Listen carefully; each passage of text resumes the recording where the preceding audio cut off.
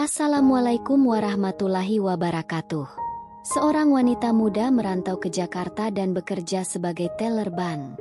Di sanalah ia bertemu pria kaya yang awalnya terlihat baik, lalu menikah dan hidup bersama mertuanya.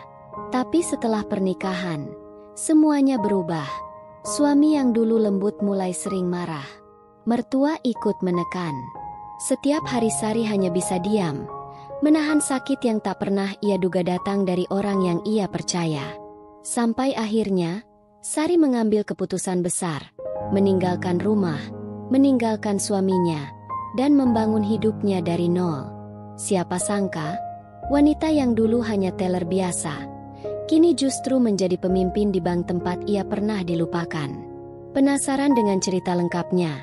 Jangan lupa like, komen, share dan subscribe channel Rahasia Ranjang untuk melanjutkan menyaksikan cerita ini. Sari datang ke Jakarta dengan satu koper, satu tas ransel, dan satu hati yang penuh keberanian. Ia tinggalkan kampung halamannya di Jawa Tengah dengan restu orang tua dan mata yang sedikit basah. Ia bukan perempuan lemah, justru sebaliknya. Ia adalah sosok yang percaya bahwa hidup akan membayar mereka yang berani melangkah. Ia menyewa sebuah kamar kos sederhana di daerah Jakarta Selatan. Tak terlalu besar, tapi bersih dan nyaman.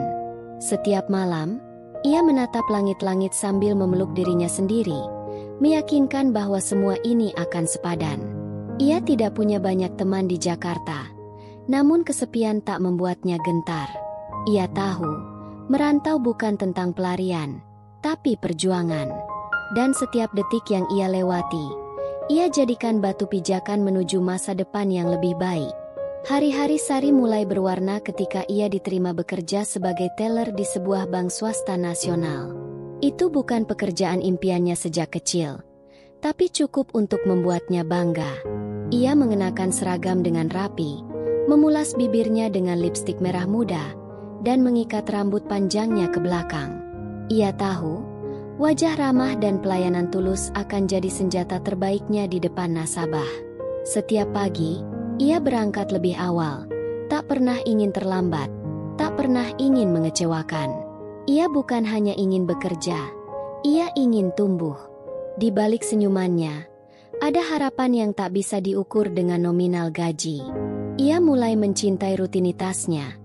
Bahkan ketika lelah sering menyergap di akhir hari, Sari mulai dikenal di bank sebagai teller yang paling sabar dan lembut. Rekan-rekannya menyukai kehadirannya yang menenangkan, dan para nasabah pun senang dilayani olehnya. Ia bukan hanya melayani transaksi, tapi juga mendengarkan cerita tentang anak sekolah, tentang rencana liburan, bahkan tentang suami yang lupa ulang tahun. Ia bukan hanya pegawai bank, ia adalah pendengar yang tak menghakimi. Namun jauh di dalam hatinya, ia sering bertanya, apakah ada seseorang yang akan mendengarkannya juga? Ia tidak pernah pacaran sejak kuliah, terlalu sibuk mengejar target hidup. Ia yakin, cinta akan datang jika waktunya tepat. Tapi kadang, ia berharap waktu itu datang lebih cepat. Suatu siang, saat hujan turun rintik-rintik dan lampu bank redup karena mendung, seorang pria muda datang ke meja pelayanannya. Namanya Adrian. Tingginya semampai, dengan jas abu-abu yang basah di bagian bahu karena lupa membawa payung. Ia sopan, berbicara dengan nada rendah, dan matanya tajam tapi hangat. Sari menyapanya seperti biasa, profesional, ramah, dan penuh senyum. Namun ada sesuatu dalam tatapan pria itu yang membuat waktu seolah berhenti sejenak. Transaksi berlangsung cepat, tapi perasaan yang tertinggal jauh lebih lambat untuk hilang. Setelah Adrian pergi, Sari masih bisa mengingat suaranya, tenang dan dalam. Dan untuk pertama kalinya, ia merasa gugup tanpa alasan. Hari-hari berikutnya, Adrian mulai sering datang. Kadang hanya menanyakan saldo, kadang menarik tunai, kadang hanya mengobrol ringan. Sari mencoba tetap bersikap profesional, tapi hatinya tak bisa diajak kompromi. Ada debar yang selalu muncul tiap melihat pria itu masuk dari pintu depan. Ia mencoba menenangkan diri, meyakinkan bahwa ini hanya kekaguman sesaat. Namun semakin sering mereka bertemu, Semakin dalam rasa itu tumbuh. Adrian juga tampak nyaman berbicara dengan Sari. Kadang bahkan melempar lelucon kecil yang membuat gadis itu tertawa malu-malu. Rekan kerja Sari mulai menggoda. Tapi ia hanya tersenyum dan mengelak. Ia belum tahu ini akan kemana. Tapi ia tahu, ini bukan perasaan biasa. Sari mulai merasakan sesuatu yang belum pernah ia rasakan sebelumnya. Di malam hari, ia sering memandangi langit dari jendela kosnya sambil tersenyum sendiri. Ia membayangkan bagaimana rasanya duduk di samping Adrian, mengobrol lebih lama, tanpa kaca loket dan antrian panjang. Ia masih ingat hari ketika Adrian datang membawa kopi dingin dan meletakkannya di mejanya diam-diam. Katanya, biar tidak lelah senyum terus. Hanya satu kalimat, tapi cukup membuat jantung Sari berlari. Ia menulis di jurnal kecilnya malam itu, "Mungkin aku sedang jatuh cinta, tapi aku belum berani menyebutnya." Meski begitu, Sari tak pernah melupakan tujuannya merantau ke kota ini. Ia tetap bekerja keras, tetap bangun pagi, tetap belajar hal baru setiap hari. Tapi kini, hidupnya tidak lagi sekadar kerja dan tidur. Ada warna yang hadir dalam rutinitasnya. Ada alasan baru untuk tersenyum di balik layar monitor. Ada harapan kecil yang tumbuh pelan-pelan. Sebuah harapan yang bernama Adrian. Ia belum tahu seperti apa kelanjutan kisah ini. Tapi ia tahu, setiap pertemuan punya maksud. Dan setiap rasa selalu mencari jalan. Pada akhirnya, bab pertama hidup Sari di Jakarta bukan tentang pekerjaan atau kos kecilnya. Tapi tentang keberanian untuk memulai. Tentang hari-hari sepi yang tetap ia jalani dengan tekad. Tentang pertemuan tak terduga yang pelan-pelan mengubah dunia kecilnya. Ia tak pernah mengira cinta bisa hadir di balik loket kaca ban yang dingin. Namun mungkin, begitulah cara semesta bekerja, menyisipkan kehangatan di tempat yang tak terduga. Dan tanpa disadari, langkah-langkah kecil Sari telah membawanya menuju cerita besar yang belum ia bayangkan. Hari-hari Sari berubah menjadi lebih cerah sejak kehadiran Adrian. Bahkan hujan yang turun saat pagi tak lagi terasa menyebalkan. Karena bisa jadi Adrian akan datang membawa senyum hangat dan satu gelas kopi dingin. Mereka mulai berbicara lebih lama. Walau selalu di balik meja transaksi dan dengan mata rekan kerja yang pura-pura tak memperhatikan. Sari merasakan bahwa Adrian tak hanya sekadar nasabah.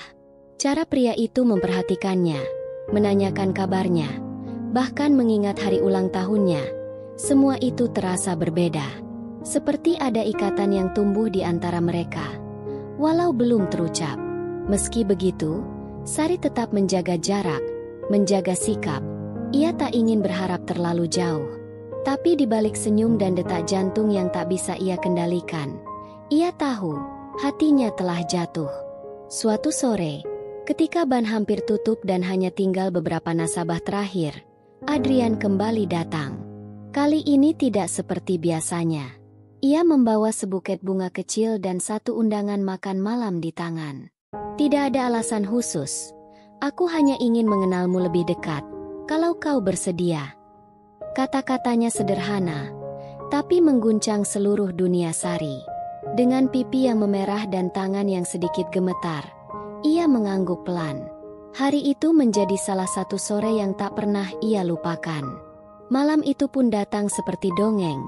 Mereka makan bersama di sebuah restoran tenang di tengah kota. Obrolan mengalir, tawa bersahutan, dan Sari merasa nyaman, seolah mereka sudah saling mengenal bertahun-tahun. Beberapa minggu kemudian, Adrian mengajaknya berkunjung ke rumahnya. "Biar kamu kenal juga dengan ibu," katanya, dengan senyum yang tulus. Sari sedikit gugup, tapi juga bahagia. Rumah Adrian ternyata cukup mewah, 2 lantai, dengan taman kecil di depan dan interior yang hangat. Ibunya menyambut dengan ramah, memeluk Sari seperti anak sendiri. Mereka makan malam bersama, bercengkrama, dan Sari merasa diterima. Saat pulang ke kos malam itu, ia menangis diam-diam. Tangis bahagia, karena untuk pertama kalinya, ia merasa seperti pulang ke rumah, bukan sekadar tempat tinggal, tapi tempat di mana hatinya bisa berlabuh. Hubungan mereka pun semakin serius. Tak lama, Adrian melamar Sari secara sederhana tapi penuh makna. Hanya mereka berdua di taman kecil saat matahari terbenam. Aku tak tahu kemana dunia akan membawa kita. Tapi aku tahu aku ingin menjalaninya bersamamu, ucap Adrian sambil menyodorkan cincin. Sari tak bisa berkata-kata, hanya menitikkan air mata sambil mengangguk pelan. Lamaran itu tak mewah, tapi sangat tulus. Dan itu cukup bagi Sari. Pernikahan mereka digelar sederhana, hanya dihadiri keluarga dekat dan beberapa rekan kantor. Tapi dalam kesederhanaan itu, Sari merasa menjadi wanita paling beruntung di dunia. Setelah menikah, Sari resmi pindah dari kamar kosnya ke rumah Adrian. Ia meninggalkan ruang kecil tempat ia menangis, bermimpi, dan berdoa selama bertahun-tahun.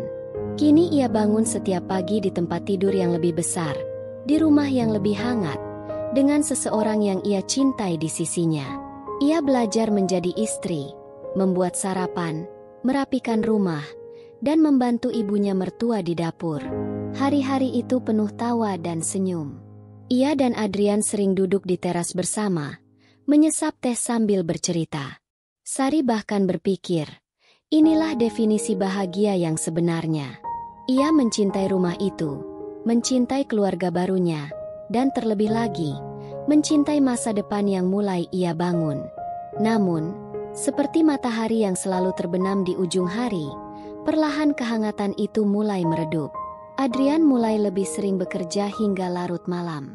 Terkadang pulang hanya untuk tidur, lalu pergi lagi sebelum matahari muncul. Proyek kantor, katanya, tanggung jawab makin besar. Awalnya, Sari mengerti. Ia bahkan bangga suaminya pekerja keras. Tapi lama-kelamaan, rasa sepi mulai menyelip di antara pagi dan malam. Ia makan sendiri, tidur sendiri, dan mulai berbicara lebih banyak dengan dinding kamar daripada dengan suaminya. Ia mencoba bersabar, mencoba tetap tersenyum. Karena bukankah cinta juga soal mengerti? Saat ia curhat pada ibu mertuanya, perempuan itu hanya tersenyum dan berkata, "Namanya juga laki-laki. Nak, sabar ya. Yang penting dia tidak main-main di luar." Kalimat itu seperti tembok yang memantul balik semua keresahan Sari. Ia tidak ingin jadi istri yang cerewet. Tapi hatinya mulai bertanya-tanya. Mengapa cinta yang dulu hangat kini terasa dingin?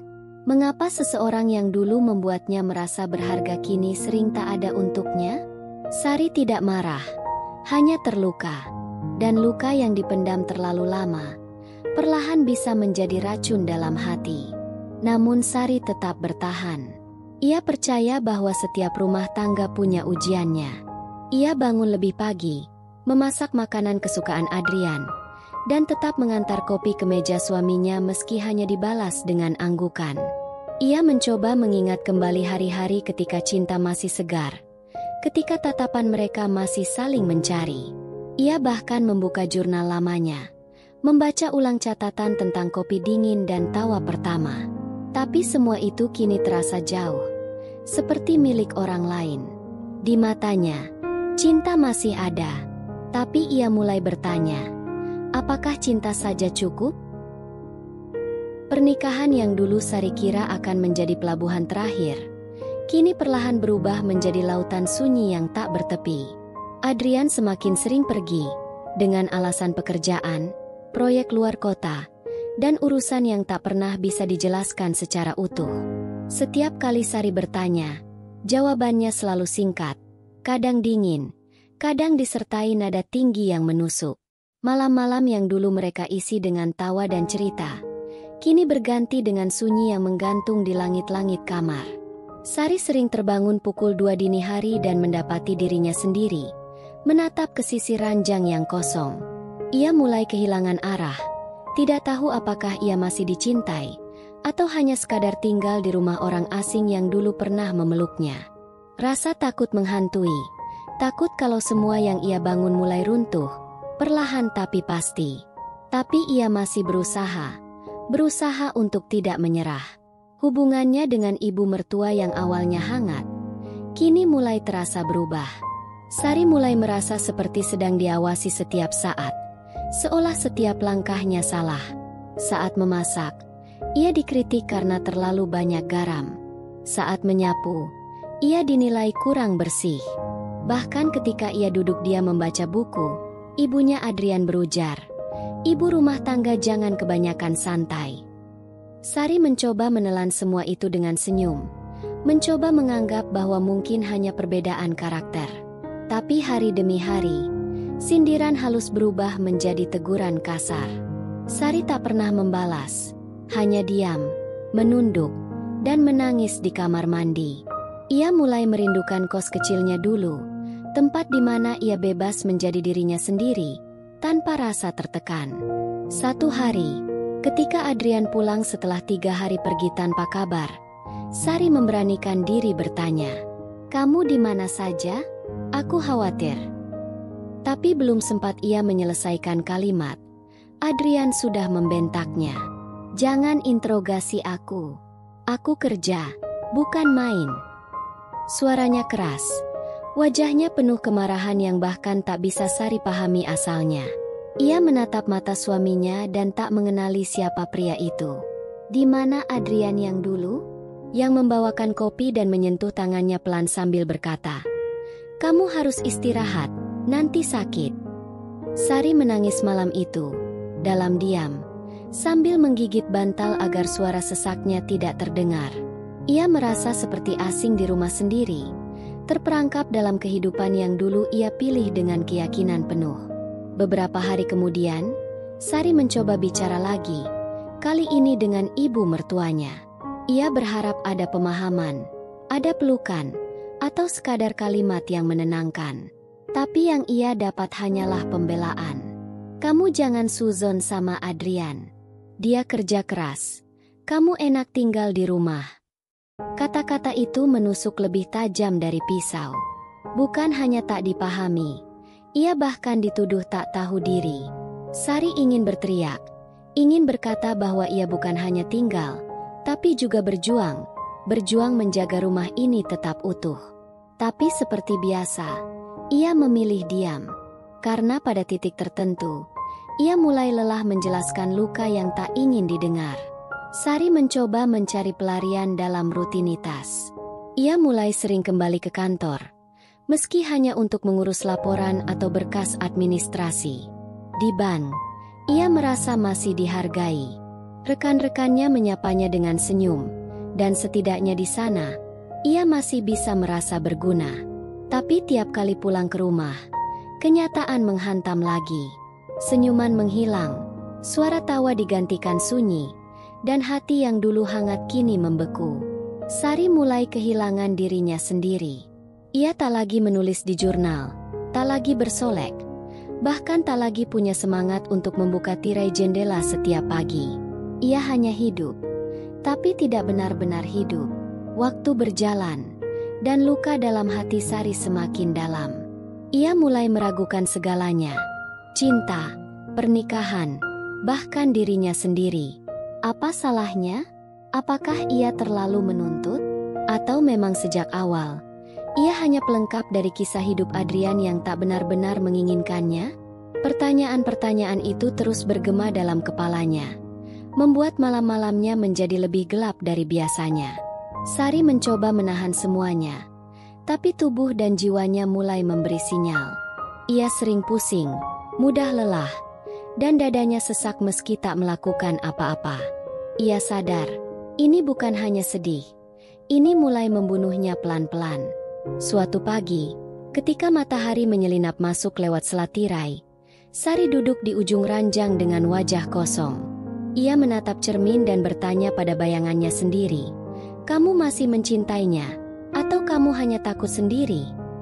Pertanyaan itu menggema, dan untuk pertama kalinya, Sari tak bisa menjawab. Ia sadar, cinta tak seharusnya membuatnya merasa hancur. Ia sadar, rumah bukan hanya tempat tinggal, tapi tempat di mana hati merasa aman. Dan sekarang, ia tak merasa aman lagi. Tak dengan Adrian, tak dengan ibu mertuanya, bahkan tak dengan dirinya sendiri. Itulah awal dari akhir. Sari tak langsung pergi. Tapi pagi itu, ia mulai membereskan lemari kecilnya.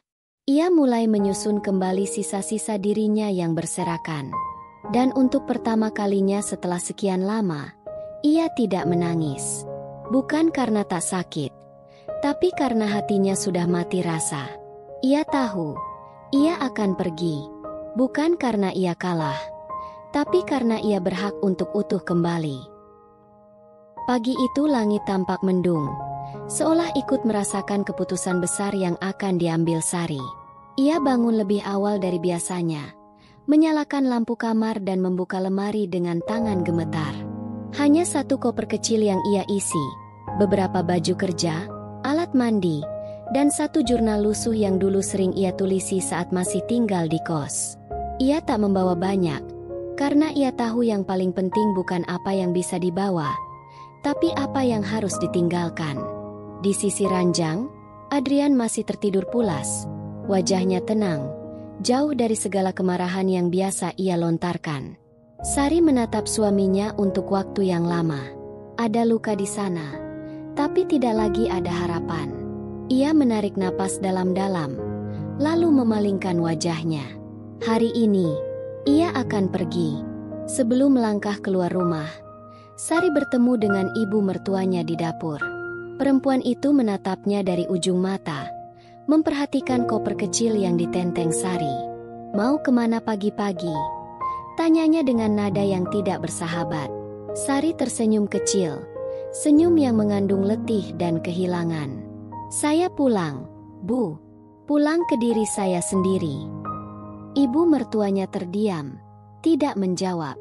Mungkin tak menyangka Sari benar-benar berani. Mungkin masih mengira Sari terlalu lemah untuk meninggalkan kenyamanan rumah besar itu. Tapi Sari tahu, lebih baik tidur di tempat sempit yang damai, daripada di istana yang membuat jiwanya mati. Ia kembali ke tempat yang dulu ia tinggalkan dengan harapan. Kamar kos kecil di pinggir Jakarta yang kini terasa seperti pelukan hangat. Pemilik kos menyambutnya dengan hangat, seolah anaknya sendiri kembali pulang. "Sari, kamu kurusan, tapi senyummu beda sekarang," katanya lembut. Sari hanya tertawa kecil, menahan air mata yang nyaris tumpah. Malam itu, ia tidur di atas kasur tipis dengan guling yang sudah usang. Tapi untuk pertama kalinya dalam waktu yang sangat lama, ia tertidur tanpa takut. Tak ada bentakan, tak ada tatapan penuh penilaian. Hanya hening, dan ketenangan yang telah lama hilang. Proses perceraian tak semudah membalikkan telapak tangan. Adrian sempat menolak, menganggap Sari hanya sedang emosi. Tapi Sari tetap teguh. Ia tidak berteriak, tidak menangis, tidak memohon. Ia hanya duduk tenang di depan meja pengacara, menyodorkan surat dengan mata yang tak lagi gemetar. Adrian marah, bahkan mengucap kata-kata yang menyakitkan. Tapi kali ini, Sari tidak goyah. Ia sudah terlalu sering dibungkam oleh cinta yang salah. Ia sadar, melepaskan bukan berarti kalah. Kadang, melepaskan adalah satu-satunya cara untuk menyelamatkan diri sendiri. Hari-hari setelah itu tidak mudah. Sari harus membangun segalanya dari awal.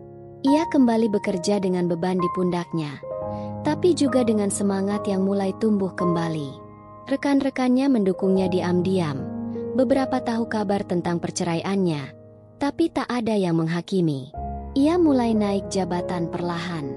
Dari teller menjadi senior, lalu masuk ke bagian manajerial. Di sela waktu, ia kembali menulis jurnal, mencatat perjuangan hari demi hari. Di catatannya, ia tak menyebut Adrian sebagai monster. Ia hanya menulis, "Kadang orang baik pun bisa menyakitimu, ketika mereka belum selesai dengan luka mereka sendiri." Setiap kali ia menatap cermin, ia melihat sosok yang berbeda. Sari yang dulu pemalu, penurut, dan mudah terluka, kini berdiri lebih tegak. Ia belajar berkata, "Tidak." Belajar menolak sesuatu yang tak sejalan dengan damainya. Ia kembali memakai lipstik merah kesukaannya, kembali mengenakan sepatu hak tinggi yang dulu ia simpan. Ia mulai keluar bersama teman-temannya lagi, tertawa di kafe sambil membicarakan mimpi-mimpi baru. Sesekali rasa sedih masih datang, tapi tidak lagi membuatnya tenggelam. Sari tahu, luka itu tidak akan hilang sepenuhnya. Tapi ia juga tahu, ia jauh lebih kuat sekarang. Suatu malam, ia duduk di jendela kamar kosnya, memandangi langit Jakarta yang berkelap-kelip.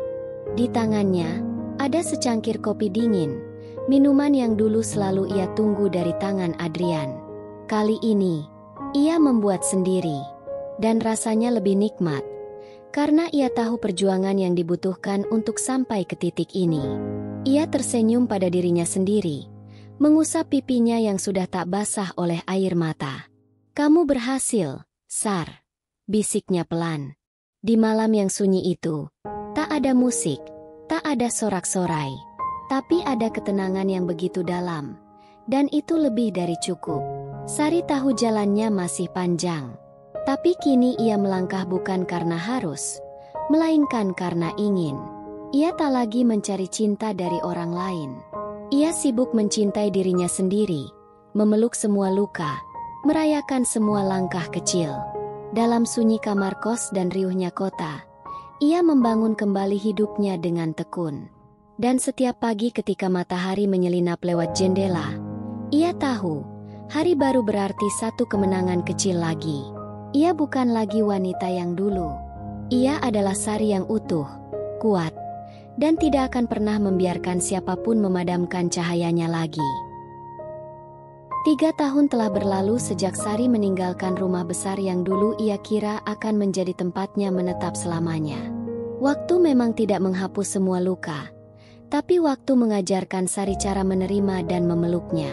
Kini ia tak lagi tinggal di kamar kos kecil itu. Ia menyewa apartemen mungil yang terang, dengan jendela lebar menghadap langit Jakarta.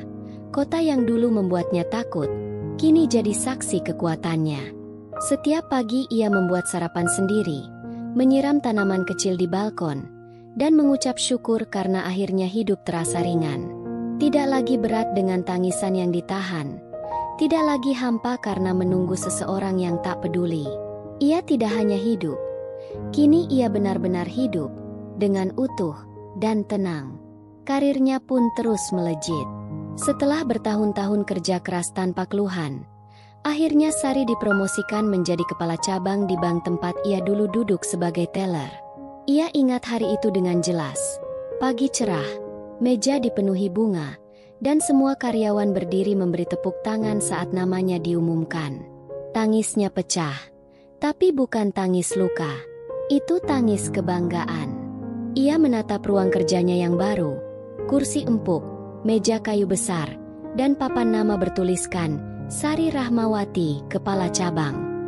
Di dinding, tergantung foto lamanya saat baru bergabung sebagai teller, wajah polos dengan senyum canggung. Sari tersenyum, menyadari seberapa jauh ia telah melangkah. Beberapa kali Adrian mencoba menghubunginya, sekadar bertanya kabar, atau pura-pura menyesal. Tapi Sari tidak pernah membalas. Ia tidak membenci Adrian, tidak juga berharap balas dendam. Ia hanya sudah selesai. Dan kadang, menyelesaikan sesuatu bukan karena itu tidak penting, tapi justru karena kita akhirnya tahu nilai diri sendiri. Sari tahu, jika ia membalas, luka lama akan kembali terbuka. Jadi ia memilih diam. Karena kadang, diam adalah jawaban paling kuat yang bisa diberikan oleh seseorang yang telah sembuh. Ibu mertuanya pun pernah datang ke bank. Muncul tiba-tiba di hari kerja. Rautnya canggung, tak tahu harus berkata apa.